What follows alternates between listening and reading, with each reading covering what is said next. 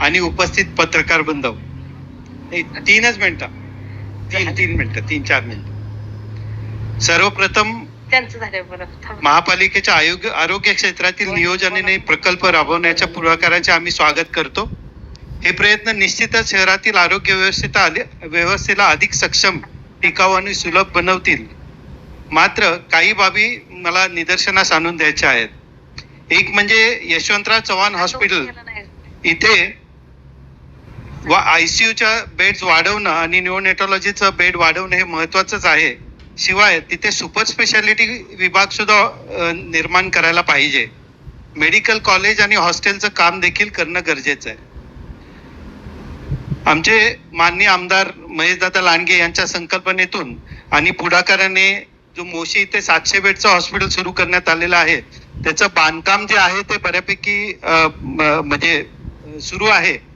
त्यातील मला वाटतं विंग 1 चे 6 मजले आणि विंग 2 चे 4 मजले पूर्ण झालेले आहेत. परंतु उर्वरित कामासाठी कंत्राटदाराची जी जबाबदारी आहे ती स्पष्ट होणं आवश्यक आहे. शिवाय हे हॉस्पिटल पूर्ण झाल्यानंतर डॉक्टर्स, नर्सेस आणि जे तंत्रज्ञान आहेत, जे टेक्निशियन्स आहेत, त्यांची उपलब्धता सुद्धा निश्चित करून त्याचं प्लॅनिंग आत्ताच करायला पाहिजे. नाहीतर बिल्डिंग तयार व्हायची आणि हॉस्पिटल सुरू नाही व्हायचं पूर्ण क्षमतेने, असं होऊ नये. थेरगाव इथं जे कॅन्सर हॉस्पिटल सुरू होत आहे PPP मॉडेलवर, त्याच्यावरती महापालिकेचे नियंत्रण आणि पारदर्शकता असणे गरजेचं आहे, जेणेकरून गरीब आणि मध्यमवर्गीय रुग्णांसाठी दर नियंत्रण आणि सवलतीची हमी स्पष्ट करण्यात यावी. बऱ्याच हॉस्पिटल्समध्ये आपण इन्फ्रास्ट्रक्चर वाढवतोय, परंतु तिथे विशेष तज्ञ अधिकारी उपलब्ध नसतात. तर तिथे कायमस्वरूपी स्पेशालिस्ट नियुक्ती करावी असं माझं म्हणणं आहे. दुसरं, HBOT जे तंत्रज्ञान YCM मध्ये उपलब्ध आहे, त्याचं नक्की पुढं काय झालं आणि ते का कार्यान्वित नाहीये याची देखील माहिती घेणं गरजेचं आहे. शहरी आरोग्य केंद्र, मागील वर्षी 90 ठिकाणी शहरी आरोग्य केंद्र म्हणजे आपला दवाखाना जिजाऊ क्लिनिक उभारण्यात येणार होते. त्यातील आज फक्त 31 आरोग्य केंद्र कार्यान्वित आहेत. आणि बाकीच्या ठिकाणाची कामं का पूर्ण नाही झालेली याची देखील चौकशी होणं गरजेचं आहे. ऐका ना, त्यांना सांगा. तर या सर्व गोष्टींचं आयुक्त साहेब व महापौर साहेब यांनी म्हणजे चौकशी करायला पाहिजे व दखल घेऊन त्याची पुढे जी काही कार्यवाही करणं आवश्यक आहे ती करायला पाहिजे. सर्वात महत्वाचं, माता रमाई स्मारक जे आहे त्याचा फक्त 1.25 कोटी रुपये अंदाजित खर्च तुम्ही आता धरलेला, मला वाटतं तो खूप कमी निधी आहे आणि तो निधी वाढला गेला पाहिजे अशी मी मागणी करतो. खूप कमी निधी आहे, 1.25 कोटी म्हणजे जास्त व्हायला पाहिजे निधी, तरतूद वाढली पाहिजे त्यासाठी.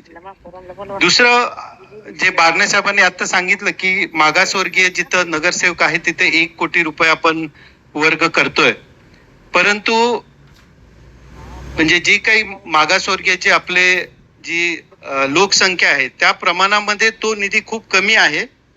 आणि एकंदरीत प्रशासनाने 23 कोटी निधी अखर्चिक दाखवलेला आहे. म्हणजे इतके दिवस तो निधी का खर्च नाही झाला याची आपण चौकशी करायला पाहिजे.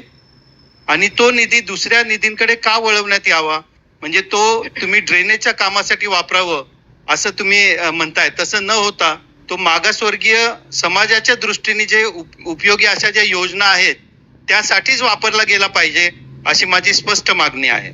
उलट इतर जेव्हा अनुसूचित जाती आणि जमातीच्यासाठीचा जो राखीव निधी आहे तो कमी पडत असेल तर तो अजून जास्त वाढवणं गरजेचं असतं. अशा वेळेला तो त्या कामासाठी न वापरता तुम्ही इतर गोष्टींसाठी वापरणं हे चुकीचं आहे. तो मागासवर्गीयांच्या विकासासाठीच वापरला गेला पाहिजे अशी माझी स्पष्ट मागणी आहे. तर या सगळ्या गोष्टींकडे तुम्ही लक्ष द्यावं आणि ही जर तरतूद व्यवस्थित केली तर आपल्या महापालिकेच्या ती निश्चितपणे कौतुकास्पद आणि प्रशंसनीय राहील असं मला वाटतंय. त्या दृष्टीने मागासवर्गीय आणि अनुसूचित जाती जमाती यासाठीचा निधी त्यांच्या विकासासाठीच वापरला जावा याची दखल घेणं गरजेचं आहे.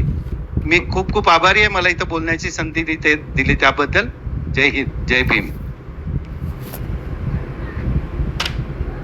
सचिन दादा तापकीर.